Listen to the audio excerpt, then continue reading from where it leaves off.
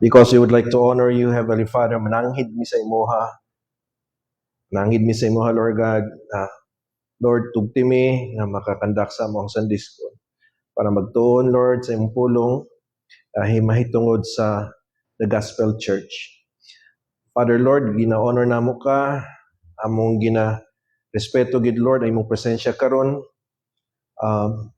Before we do anything else, we acknowledge nga wala gid may godly strength on our own and godly wisdom on our own, and that we acknowledge, Heavenly Father, nga ikaw lang gid ang naaana, and then that you have commanded us to ask for it in humble desperation, Heavenly Father, knowing that on our own, in our flesh, there's no good thing, and then that there is no wisdom in us, unless, Lord God, you grant us, Heavenly Father.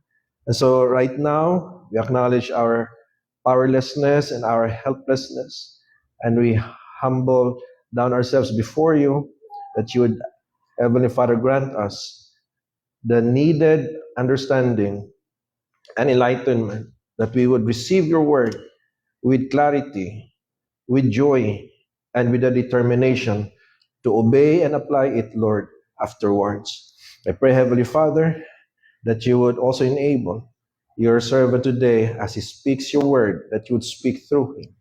That not only in this session, but also later sa moang worship service, a preaching of your word. Father, Lord, we thank you for causing us to come here, and with the joy that we feel to see one another, Lord God, today, and to be able to serve you and honor you through our worship service. Father, Lord, forgive us for our sins. Remove anything that hinders us to receive your word today. Pray that you'd cleanse us and forgive us for all the unrighteousness that we have done. And through the blood of your Son, Jesus Christ, Lord, we say today, we are forgiven, we are cleansed, and we are now ready to receive your word. And this I pray, Lord, in Jesus' name. Amen. Malingkod ang tanan palihog. Okay, get your handouts. Ya dito sa second page, you see there ang topic sa atong Sunday School na natakaron sa Article 8 sa ato ang official doctrinal statement nga gitawag og the New Hampshire Confession of Faith. Okay. Nanata sa Article 13, ang title is Of a Gospel Church. Of a Gospel Church. Anong gitawag siya Gospel Church? Because it is a church that preaches the gospel. No? Gospel Church. So it is a church that preaches the gospel. Ya dapat katug yung true gospel, dili itong another gospel nga ginaingon ni Paul sa Galatians chapter 1, no? Maybe we would like to hapit kadali diha sa Galatians chapter 1 tungod kay di mo gud pwede nato laktawan ning title.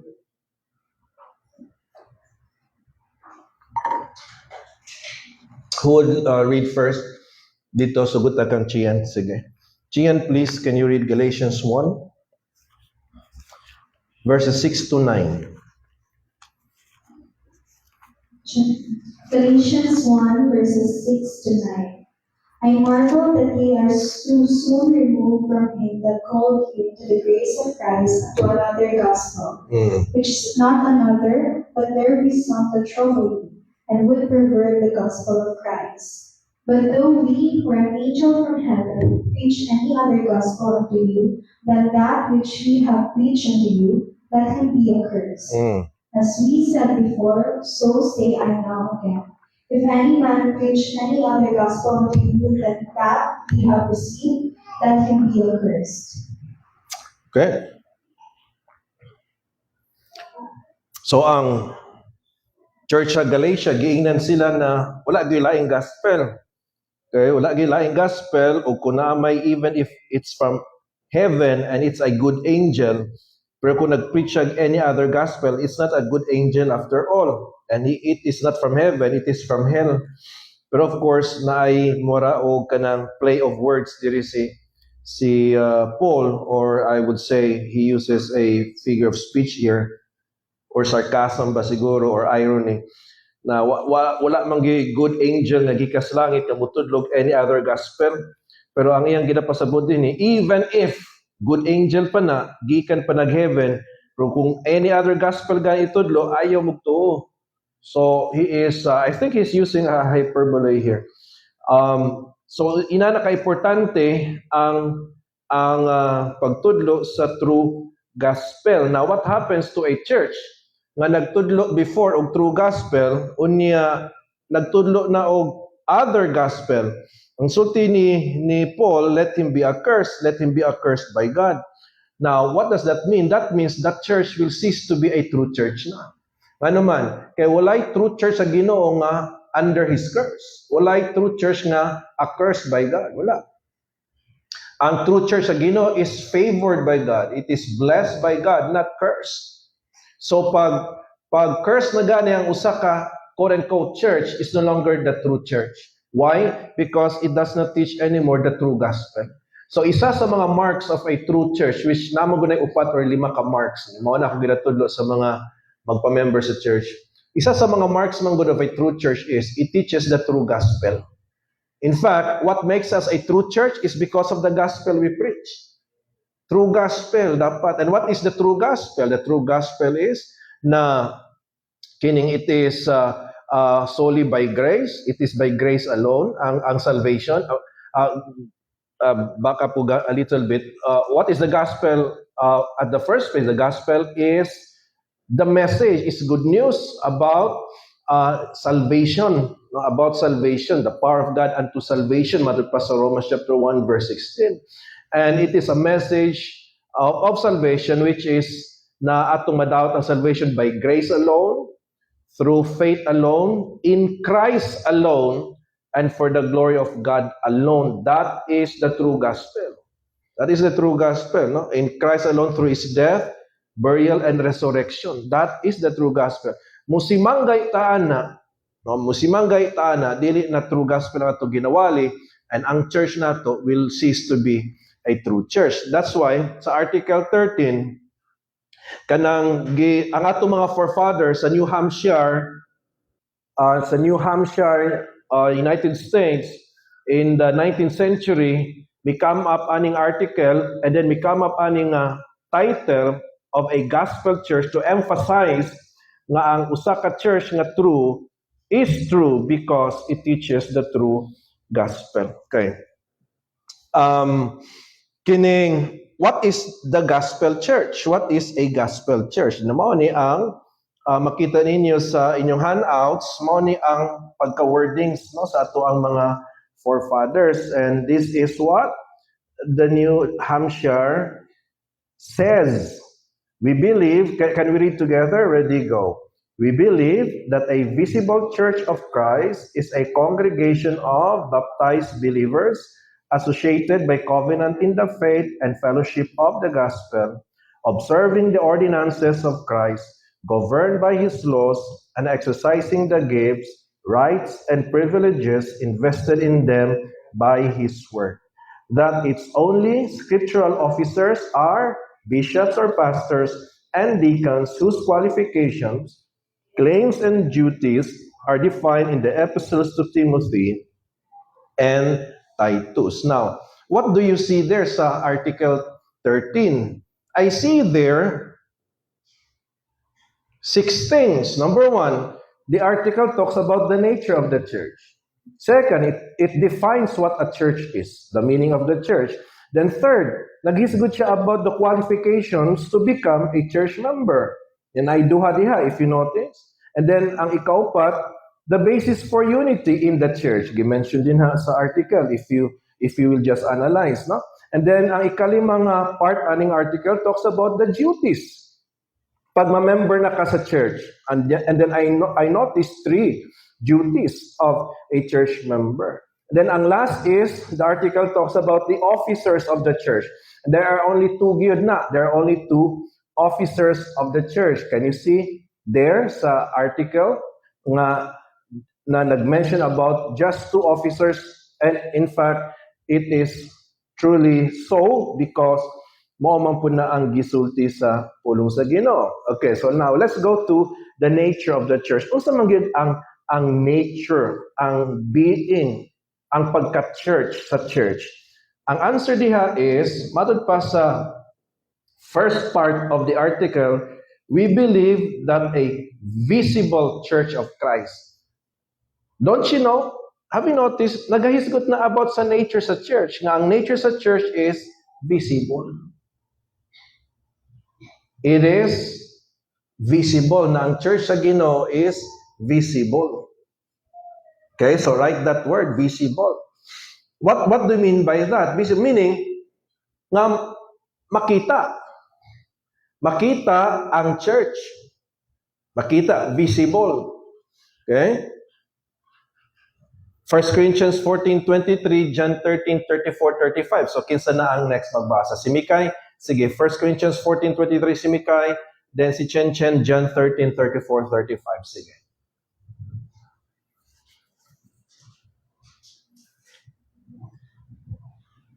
First Corinthians 14:23.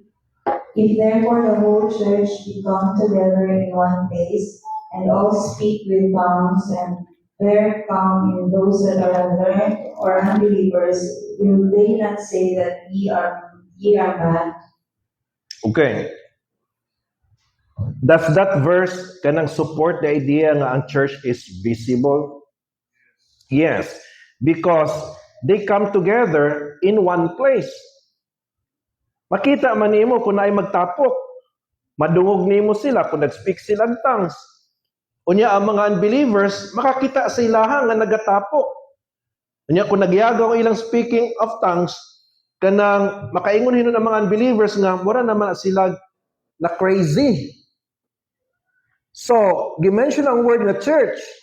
Unya, through the wordings, ani nga verse, it clearly shows nga ang church, ang nature sa church is visible. Now, why is this a big deal? Ako nang experience niyo later, after we go to the meaning of the church. Kay, kini man gong meaning of the church o ang nature sa church, controversial man gud ni before. If you recall, sulti ni Pastor Paul last Sunday, and many Sundays, na ang New Hampshire Confession of Faith, ang mga articles in the New Hampshire Confession of Faith were written to address false teachings during their times.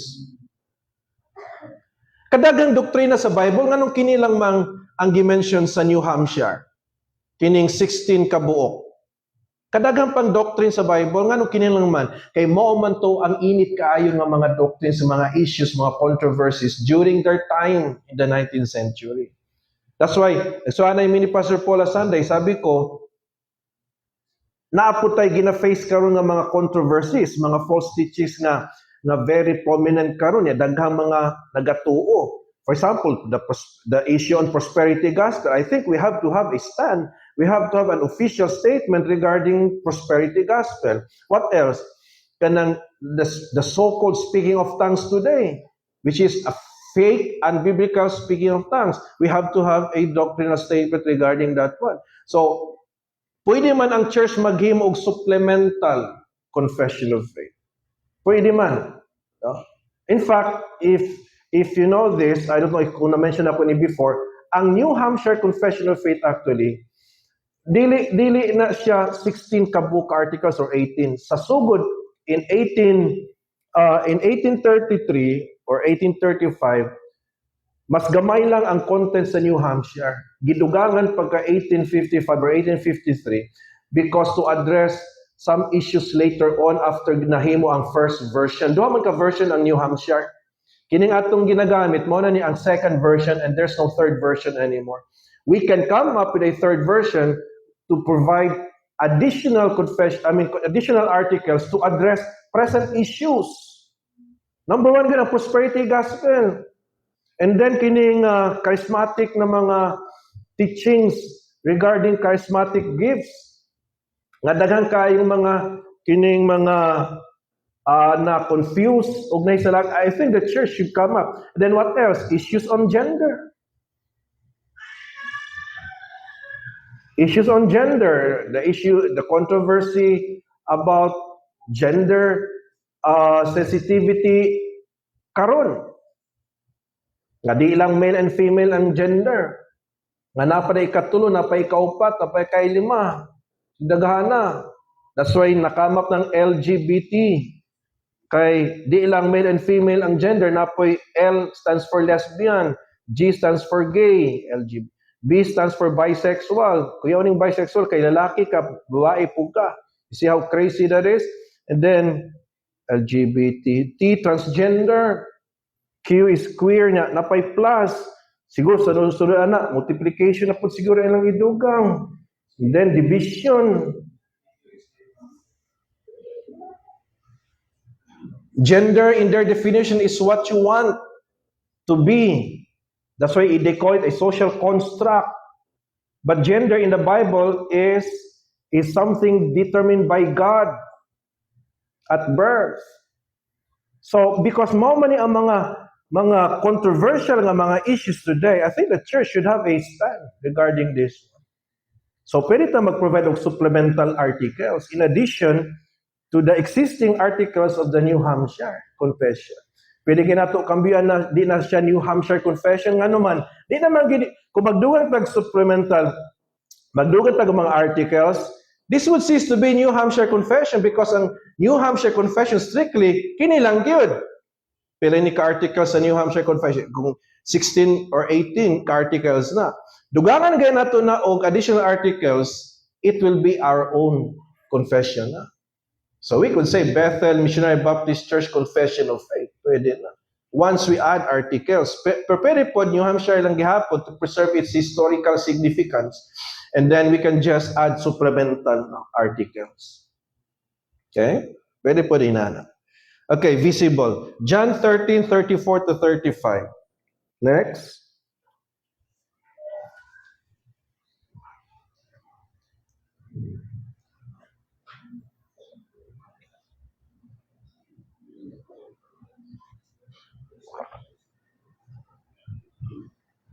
John 13, verse 34. A new commandment I give unto you, that ye love one another, as I have loved you, that ye also love one another. Mao na siya. 35. By these shall all men know that ye are my disciples, if ye have love one to another. Okay. So how could they know that we are Christ's disciples? By loving one another, if the world cannot see us, if the church is not visible. Okay? So the nature of the church is it is visible. Okay, let's go to the next. If you notice the next part of the article, you will see there the meaning of the word church, and it is a congregation. Congregation. That's why sabi sa article, we believe that a visible church of Christ is a what? Congregation. Now, what is a congregation? Ano sa meaning sa congregation?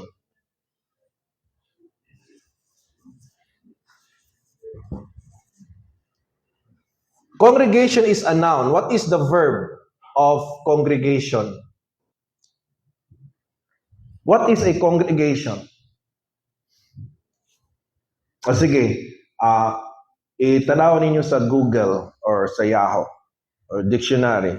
What is a congregation? Ang verb is to congregate. Okay? Muna ang verb sa congregation, which means to congregate. What is the meaning of congregate? It means to gather or to assemble. Okay, in other words, congregation, going back to the noun congregation, is an assembly. It is a gathering. Okay. Now, kay church man atong gisgutan, kisa man ang nagagather kung magisgut kag word na church? Kisa man ang nagagather? Okay, kay church man ang gisgutan nato, mga people ang nagagather. Naman po'y gathering sa mga manok. May gathering sa mga baka. Cattle ang tawag ni Moana. Herd ang tawag ni Moana. Na may gathering of fish. Ang tawag na school. Right? Kung mag-gather ang mga lions, ang tawag na nga group of lions, pride. Kung mag-gather ang mga karnero, ang tawag na kay flock. Kung mag-gather ang mga bees, kasi tawag nimo sa grupo sa mga bees. Swarm. Pero kung magtapok ang mga katawan sa Diyos, ang tawag sa panagtapok is what? Church. So ang meaning sa church is a gathering of people because of the word congregation. Okay. So church, pag mingi kag church, panagtapok sa mga katauhan. Okay? Now, unsa man ang significance ani? Nganong gi-mention man ni sa article? Tungod kay naamang false teachings. So in other words, kay congregation man ni, meaning assembly or gathering, unsa man ang gi-require para magkatapok ang mga tao? What is needed para magkatapok ta? There has to be a what? A place, correct, Shania. A place. Okay? Kung nag-require siya og place, meaning nag-require siya og location. Right? Okay. So nga tuang place is sa bangkal. Ang location sa tuang panagtapok, bangkal. Okay. Paminaw ha? Location. So in other words, it's local. Local siya kaya nag-require man siya og location. Okay. So sa ato pa, ang church is visible and local. Okay, why is this very important? Sa ilamog nga time, even pa man karon, di lang kayo init karon. Naamagoy doctrine nga ang church invisible, dili visible, unya dili local but instead universal. So gusto i-counter sa mga Baptist nga kanang idea nga ang church invisible o universal, mali na. Kay ang nature sa church o ang meaning sa church is visible and local. Now, question. Kinsa man ang nagatudlo di ay sa unang panahon nga ang nature sa church is kining invisible and universal. Now, listen to this. Ang nagtudlo ani mga reform.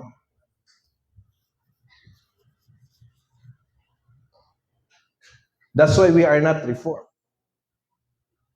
We don't belong to the reform group. We are Baptist. O ang linya o history sa Baptist separate sa reform. In fact, wala pa reformation, ang mga Baptist nag-exist na. In fact, ang mga reformer, sama ni Calvin, sama ni Luther, ni Zwingli, nakabalo sila sa doctrines of grace because of the Baptist sa ilang at night. Okay? Now, anong na may Reformed Baptist pastor? Actually, mga di na sila Baptist before, pero nag-embrace sa Reform, unya nagtawag sa ilang sarilig mga Baptist. Pero ang ato yung history is separate from the Reform, and our history even existed before pa nagsugod ang Reformation. In other words, we are not Protestants. Ang mga Protestante, mao ni sila ang mga Reform. Kisa man ang nagsugod ani si Martin Luther, si Calvin. Mo na di ko musugot nga ang doctrines of grace tabod og Calvinism. Kay si Calvin nagtudlog false teaching, nagabaptize og mga infants si Calvin. Nagabautismo siya og mga infants, mga pedo, nagato sila pedo baptism. Pedo meaning pedia, meaning child. Inasmuch as si Calvin tama siya sa salvation, pero mali siya sa uban pang mga teachings nga I would say serious. Zwingli. Mo ni sila ang nagsugod sa Protestant movement. Nganong gitawag sila Reform? Paminaw. Naggitawag sila reform kay gusto nila i-reform ang Roman Catholic Church. Mga Catholics man ni sila. Si Luther was a priest. He was a monk sa Germany. Si Calvin was a Catholic lawyer. That's why gitawag sila reform kay gusto nila usbon ang Roman Catholic Church. Nakaro kay di man nila mausab ang Roman Catholic Church kay dako man nga institution, di man nila mabangga ang Roman Catholic Church. So, hinghawa sila sa Roman Catholic Church, nagtukod silang ilang sariling religion. That's why si Martin Luther nagtukod sa Lutheran Church, si Calvin nagtukod sa Presbyterian Church. Ang pinakailado nila nga mga teachers today, pero namatay na, si R.C. Sproul. Si R.C. Sproul, member sa Presbyterian Church. Ang nagtukod sa Presbyterian Church, si John Calvin o iyang mga followers. Gikan sila sa Protestant movement or reform because ang ilang purpose is to reform the Roman Catholic Church. Di nila mabangga ang Roman Catholic Church nang hawa sila, nagtukod sila ilang sariling religion. Pero ang mga Baptist, naara diri spikas. Naa diri atong history. Wala pa ni, naana ni.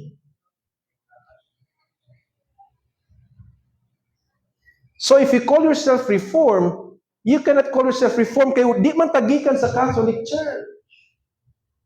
We did not come from the Catholic Church. Pwede pa sila, mga Presbyterians, mga Lutherans, ang Anglican Church sa England, pwede nila tawag nila sarili nga mga Reform. Kaya sila man ang gikan sa Catholic Church. Sila man nagsugo sa Protestant movement. Pero ang mga Baptist, nada deres kilid, naghilom-hilom.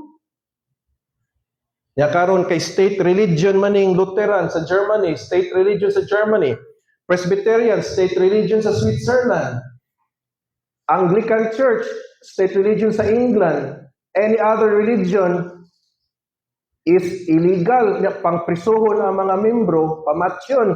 Moto ang mga Baptist mo ilang punteriya. Gitabangan pud sa Catholic Church kay kusubang po na mo persecute ang Roman Catholic Church.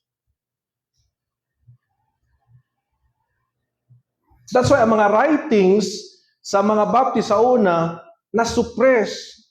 Kaya pila guna ka-religion ang nagtabang sa mga Baptist.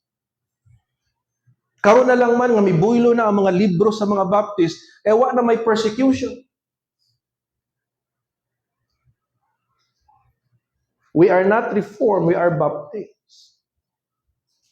But we read Reformed books, we listen to Reformed preachers, kay naaman tay similarities with them, especially sa doctrine on salvation. Pero church, di ta parihas kay sila nagatog invisible and universal church. Kita, ang Bible nagtudlog visible and local. Nawa po ta nagabautismo mga babies. Pero sila Sproul nagabautismo sila babies. Presbyterian, Lutheran, Anglican. Ngano nagabautismo sila mga babies, pastor? Kay gikan man na sa ilahang right, gikan man sa ilang gikan nga church kamo ang Roman Catholic Church. Kung nang hawa naman lang sila sa Roman Catholic Church, they might as well overhaul their tanan nilang mga practices. Ila pa manginoong ila pa man gidaginot ang infant baptism.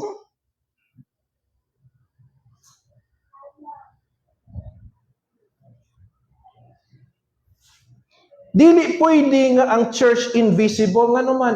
Makita man ang mga membro kung magtapo.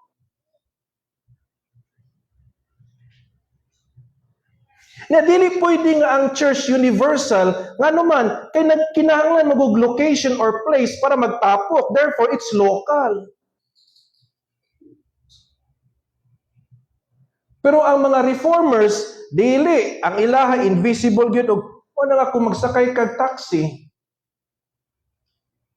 mutanang driver, Brad, asa man kayo hatod? Dito ko hatod sa church, kadi makita.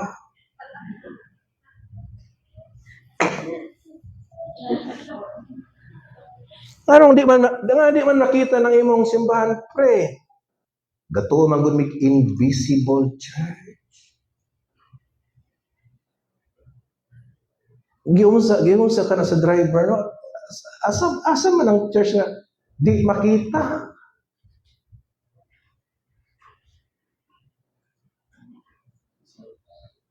Amo bitaw ning gihisgutan sa isa nato ka membro nga wala na rong gasimba. Kay mas butuo pa man kang Luther kay sa Bible. Ang among gihisgutan kini Universal Invisible Church versus Local Visible. I asked him, give me verses nga ang nature sa church is invisible, universal. Ang iyang gipadala sa kuha, writings ni Martin Luther. I did not ask for the writings of Martin Luther. I asked for Bible verses. Support it. Manang simba.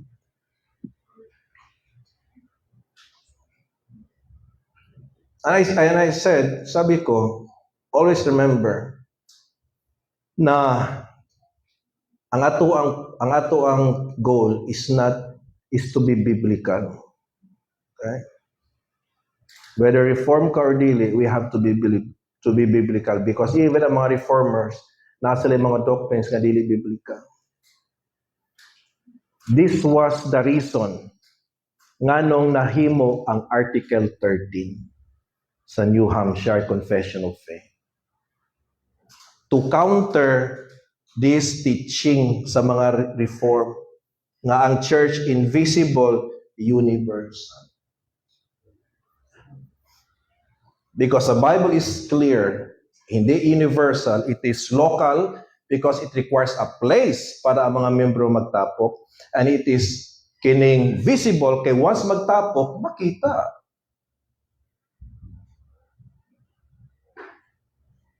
Okay? Tama itong gisulti ni Pastor Billy sa atong conference the other year. Ano man, mas daghang mga kopya sa mga writings ni Calvin, ni Luther, mas daghang mga libro nga ipangsulat sa mga reformers sa unang panahon. Tungod kay ang mga Baptist, gipang priso manggod. Gipamatay.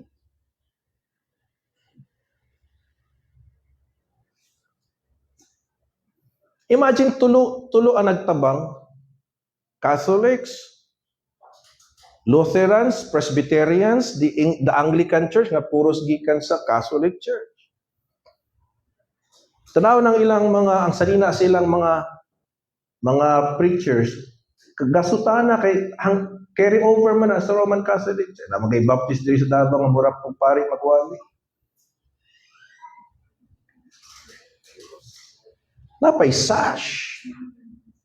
Murag nakadaog sa Mr. Universe. Carry over man na sa Catholic Church. Lahi man ta naman ang atong history na adiri gikan sa time ni Jesus Christ. Ang reform gikan sa Roman Catholic Church, dili siya gikan kan Jesus Christ.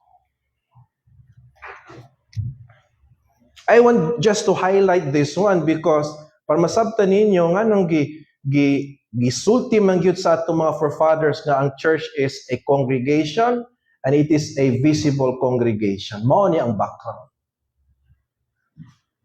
To separate the Baptists from the Protestant movement. Okay? From the Protestant movement. Okay, dili ko mag-stop, di ko magdugang paglaing topic just to Pastor Billy, can't help but to recognize you immediately. Bago lang nako ka na-mention sa akong lecture. Kabantay mo, anak kay gina-istorya nga laing taon mo abot kalit. Kapila na ko ka-experience na. Kamu sad? Is either gilibak siya or nag-start a good about the person. Kahit nag-abot, kabantay mo, anak. Ka-experience na mo, anak, before. Grabe kayo, no? Pero saan ka ron, no? Ang pamilya ni Pastor Billy o akong pamilya has gone a long way. Gagmay pa mi, amigo na ang parents na ako, parents niya. Then it's so good na mga pastors man, ang mga papa, kami po na master. Mapasa gila, no? Ako lang is about me, na akong mga anak, masiputan na po yung musunod. I would like to stop it here para ma-nail yun sa inyo ha. Gusto na ko ang maglasa sa inyong mind is this. Kaya dili sa tamo proceed sa letter C, letter D. Just want to highlight these two things, no? Na ang church is local, visible, hindi universal, invisible.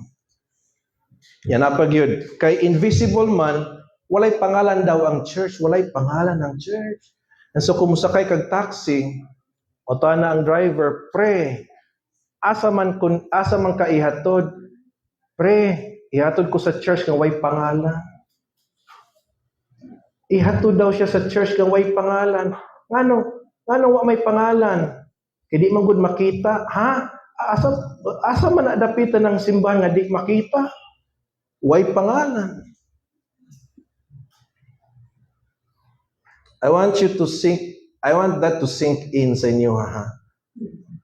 Okay? We are not Protestants because we did not come from the Roman Catholic Church. We are not Reformed because we did not try to reform the Catholic Church because we were not Catholics to begin with. Ang atong history as Baptist is a separate history. It existed even before nagsugod ang Reformation or ang Protestant movement. Okay? Sige, I'll end here. Though we still have 6 minutes. So I will just end here. Kailanganin naman po kayo. Notice the word. Tanarogan ang slide. The word church. Ako man yung mention sa membro nato nga wala gasimbaron. The word church comes from the Greek word ekklesia, which means a called out assembly. That's why kung mingon ka nga ang church, universal, mukontradict na sa definition of the word church itself. Nagikan sa Greek word ekklesia, which means a gathering, an assembly, or a congregation. So kung mayroon ka nga ang church universal, how can it be universal nga ang meaning sa church itself is congregation or assembly? Dili pwede magtugma sa definition pa lang, sango na ang universal invisible church.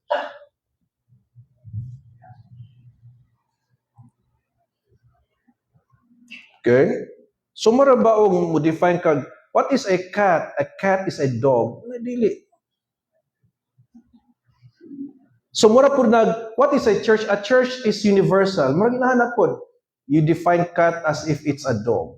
Dili pwede. It's a contradiction of terms. So our forefathers got it right. Now karon, kay di man mo konforme ang atong doctrine sa mga reformers. Kay ang sa Catholic Church, mo po di ilaha, invisible, universal. Mo na masabtan nato ngano ang mga reformers, invisible o universal po ilang teaching. Kay gikan man sila sa Roman Catholic Church. Nganong God baptize sila infants, kay gikan man sila sa Roman Catholic Church. Anong kita wala man, kay di man tagikan sa Roman Catholic Church. Gikan man ta sa linya padulong balik kan Jesus Christ.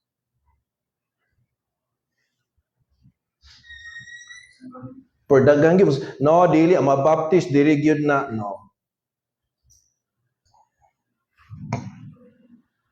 Okay? Sige. Napamantay a little time. Anyone like to do a feedback? Yes. Microphone para official. Here's my sir. Can I see John MacArthur or si Paul Washer? Are they Diri na. okay? Diri na sila. Baptist na sila. Southern Baptist, si Paul Washer, si MacArthur is an independent Baptist. They're here. Diri punta.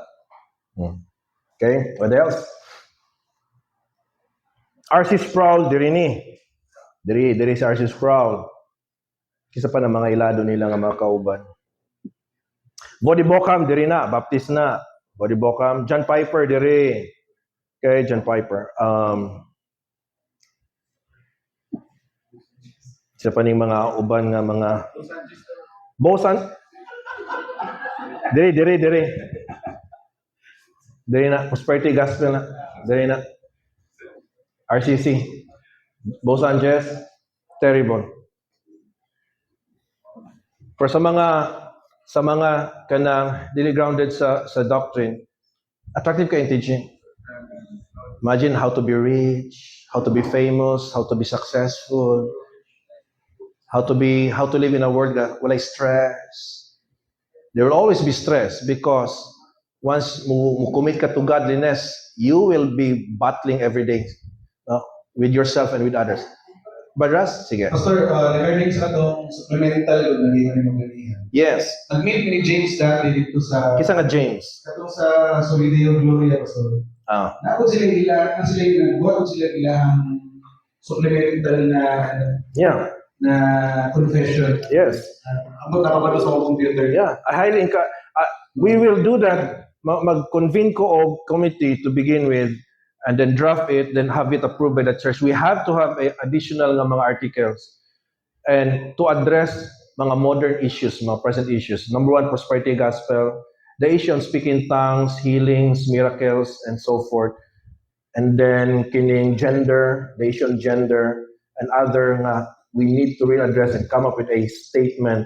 And gusto na kong i-post siya sa social media to tell others, to encourage other Baptists that we have to have a stand regarding these things.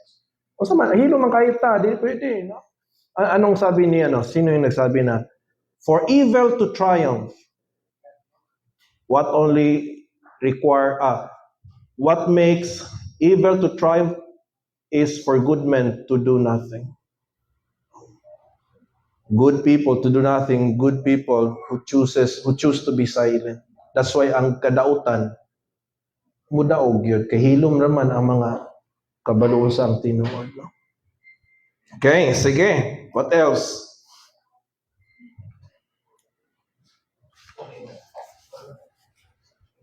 You will expect that, Brad Ross, this year, isa na sa mga buhaton nato to come up with additional articles ato ang Confession of Faith.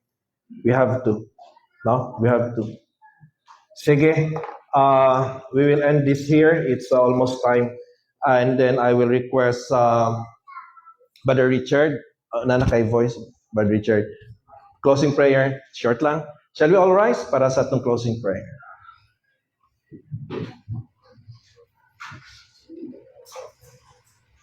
Let's pray. Father in heaven, Lord, thank you for us. Mga po atod dili sa mga kanatan sa church naman. Lord, to worship you, Lord. And Lord God, salamat po sa words. Another topic, Lord, sa Sunday School. About church naman, salamat kay Lord. May mga sa yoga. And thank you sa mga sa about local disciple church naman. Yes.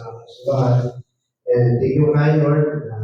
Lord, continue to teach us, sa gusto nito ibabot ka na mo. And salamat kay Lord at inulit kami pakawin din ako sa inyong pulo. Sa Lord, na kami inulit mga anak, Lord.